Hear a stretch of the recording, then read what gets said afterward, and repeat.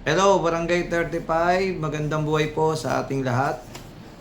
Meron po tayong good news dito na simple lang pero mapapakinabangan nyo po ng gusto.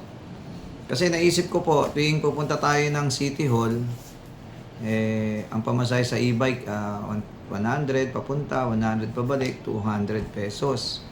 Tapos, ano pa, yun, magbabayad pa kayo, di ba? Kaya naisip ko na sayang din yung oras nyo kapag talaga nagpupunta tayo ng City Hall dahil marami nga pong tao. Kaya sa tulong ng ating Mayor Along Malapitan na nag-request na po tayo ng sedula. Yan, may sedula na po tayo rito. Dito na lang po kayo kukuha ng sedula para hindi na po kayo mahirapan.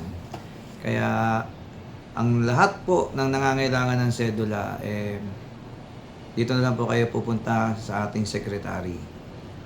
Kaya po, hindi na kayo maano sa oras, makatipid na kayo sa oras, makatipid pa kayo sa pamasahe. Bilhin nyo, 200 po yung pamasahe papunta ng City Hall. Yung 200 po na natipid nyo, at least mabibili nyo na po yan ng bigas o ulam o baon ng mga bata.